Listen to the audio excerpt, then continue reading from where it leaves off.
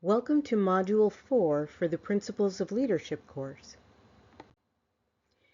In this module, we will understand how situational variables such as task structure, team dynamics, and external pressures can influence the effectiveness of leadership behaviors, describe the foundational elements of early contingency theories, including Fielder's contingency model and path goal theory, evaluate the benefits and limitations of contingency theories and their relevance to contemporary leadership challenges, interpret key findings from empirical research on the application and outcomes of contingency-based leadership models, apply adaptive leadership strategies based on situational assessment and team needs, and develop approaches for managing disruptions and crises using flexible communication and rapid decision-making. Let's get started. As we've discussed in previous modules, leadership isn't one size fits all. A behavior that works perfectly in one setting might completely flop in another. That's where situational variables come in. These are the factors that shape what kind of leadership is most effective in a given moment. Take task structure, for example. If the task is clear-cut and routine, like following a checklist in a manufacturing setting, leaders might focus more on task-oriented behaviors, setting expectations, monitoring progress, and giving precise instructions. But if the task is vague or creative, like brainstorming a new marketing campaign, leaders might need to step back, encourage exploration, and support open collaboration. Then there's team dynamics. Is the team experienced and cohesive, or are they new and unsure of each other? A confident, bonded team might thrive with a more hands-off approach, while a less experienced group might need more guidance and encouragement to stay on track and build trust. Don't forget about external pressures, tight deadlines, unexpected competition, or even economic uncertainty. These can all affect what a team needs from its leader. In high-pressure situations, people often look for calm, decisive leadership that provides direction and stability. But in times of opportunity or rapid change, a leader's ability to adapt, communicate a vision, and energize the team can be what makes the difference. So what's the big takeaway? Great leaders pay attention to the situation. They stay flexible, read the room, and adjust their behavior to meet the needs of their team and the challenges they face. In other words, it's not just about how you lead. It's about when and where certain leadership behaviors make the biggest impact. Let's talk now about early contingency theories and matching leadership to the situation. Now, so far we've talked about leadership traits and behaviors, but what if being a good leader depends not just on who you are or how you lead, but on the situation you're in? That's exactly what early contingency theories try to explain. Let's start with Fielder's contingency model. Fielder believed that leaders have a dominant style. They're either more task-oriented or more relationship-oriented, and that this style is relatively fixed. So instead of trying to change a leader's style, Fielder argued that we should focus on matching the leader to the right situation. The model looks at three key factors: leader-member relations, how much the team trusts the leader; task structure, how clearly defined the task is; and position power, how much authority the leader has.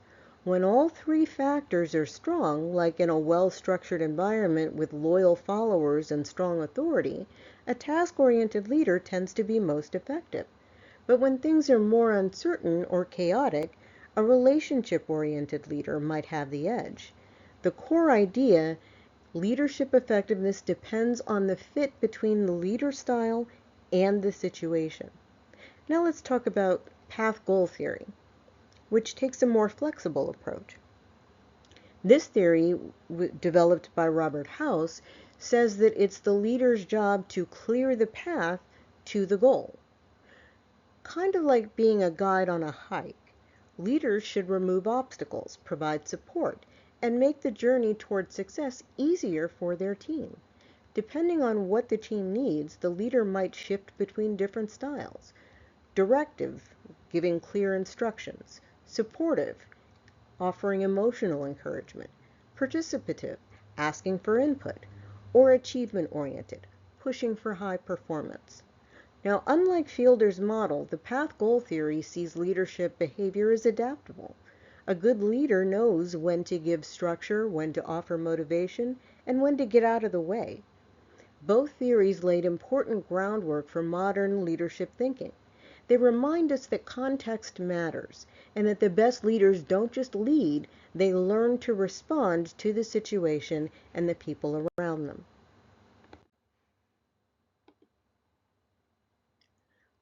Let's talk now about contingency theories and flexible thinking for modern leadership. By now, you've probably noticed that there's no magic formula for leadership. What works again in one situation might totally flop in another. That's where contingency theories come in. They help us understand that effective leadership is all about it depends. One of the biggest benefits of contingency theories is that they bring real-world flexibility to leadership. Unlike older models that assume there's a single best style, contingency theories remind us that context matters a lot. Leaders have to think about factors like team dynamics, task clarity, organizational culture, and even outside pressures. The big takeaway? There's no universal way to lead, and that's okay. Good leaders adjust to fit the situation. These theories also push leaders to become more self-aware. Whether it's Fielder's contingency model encouraging you to understand your dominant style, or path goal theory urging you to adapt your behavior to meet your team's needs, these approaches help leaders think critically and act intentionally. That said, contingency theories aren't perfect. One of the main limitations is that they can be a little vague or hard to apply. For example, how do you quickly assess all the variables in a high-pressure situation? And what if you don't have the flexibility or even the authority to change your approach or swap out leaders? Plus, some critics argue that many contingency models don't offer much guidance on what to do when situations shift rapidly, as they often do in today's fast-paced world. Still, even with these challenges, contingency theories remain highly relevant. In a world where leaders are navigating remote work, global teams, constant innovation, and social responsibility, that, again, one-size-fits-all approach doesn't cut it. Leaders today have to be adaptive, situationally aware, and people-focused, exactly the kind of thinking that contingency theories promote. So while they're not perfect roadmaps, contingency theories give us a solid compass for leading in a world full of change and complexity. So what does the research really say about contingency leadership? By now, you get the idea that leadership isn't just about having a strong personality or sticking to one style. It's about adjusting to fit the situation. That's the heart of contingency-based leadership models, like Fielder's contingency theory or path goal theory. But what does the research actually say about how well these models work? Now here's the cool part. Empirical studies, meaning real-world data-based research, have shown that when leaders adapt their behavior to match their team's needs and the task at hand, performance and satisfaction tend to go up. For example, teams working under supportive leaders in high stress or ambiguous environments often report better morale and greater commitment. That tells us that being in tune with the situation isn't just a nice idea, it has real impact.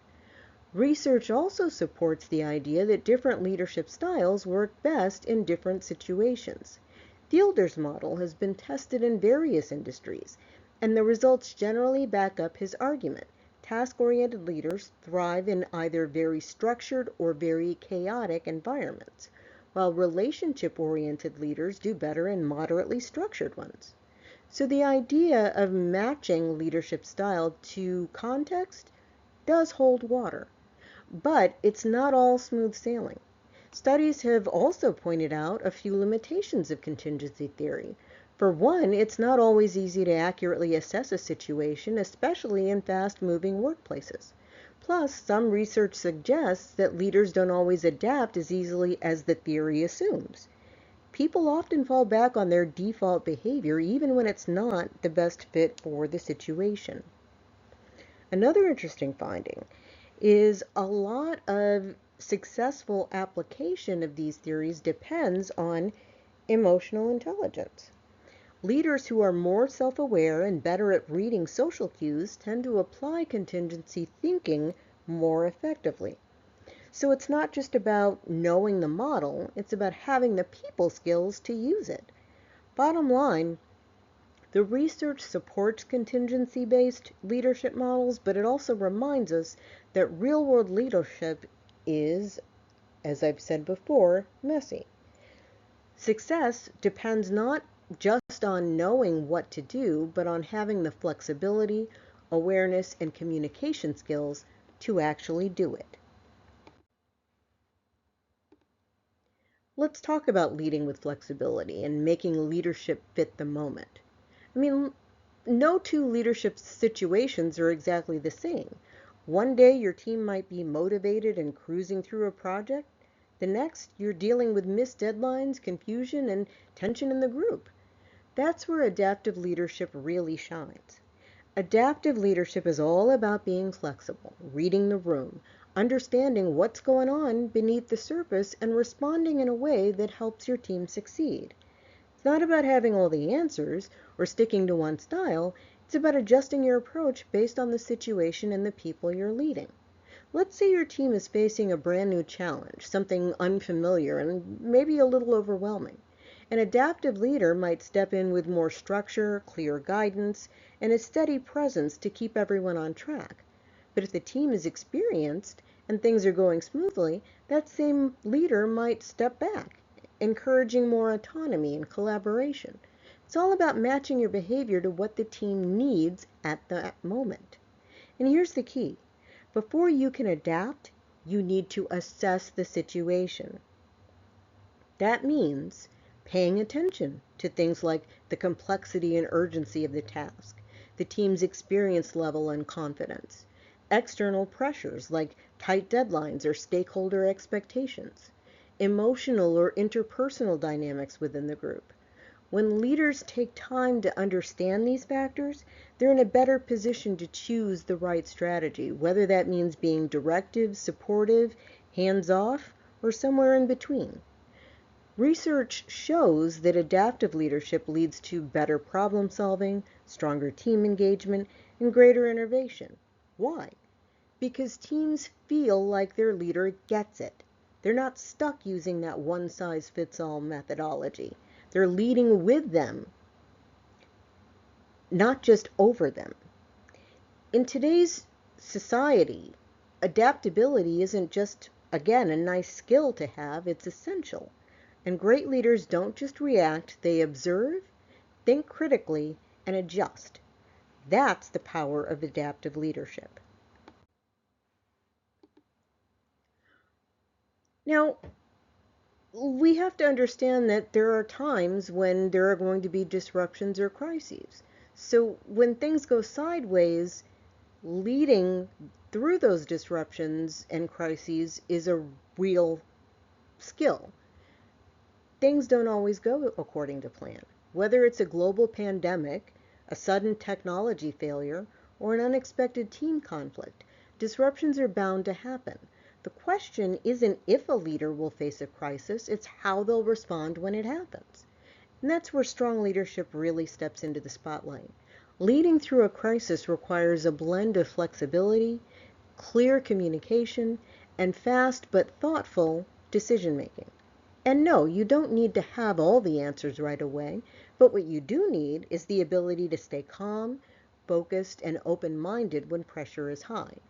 So how do leaders manage chaos effectively? First, they stay flexible. In a crisis, sticking to the original plan may not work. Adaptive leaders are willing to pivot, try new approaches, and adjust on the fly based on what the situation calls for. This kind of agility helps teams stay productive even when the ground is shifting beneath them. Secondly, they communicate constantly and clearly. People need information, especially during times of uncertainty. Leaders who communicate with transparency, even when the news isn't great, build trust and reduce panic. It's not just about giving orders, it's about listening, answering questions, and showing empathy. Finally, they make quick, informed decisions. And that doesn't mean rushing blindly. It means gathering the best available data, leaning on experts when needed, and taking decisive action to keep things moving forward. Indecision can stall progress and cause more confusion. So being willing to act, even if adjustments are needed later, is crucial. Great crisis leadership is like being a good captain during a storm. You're not able to control the weather, but you can steer the ship. When leaders respond with clarity, flexibility, and courage, teams are more likely to pull together, stay focused, and come out stronger on the other side. Bottom line, crises are tough, but they're also a chance for leaders to truly lead, not just manage, and show their team what resilience looks like in action. The deliverables for this module are listed here. Please make use of the Principles of Leadership chatbot with any questions or concerns.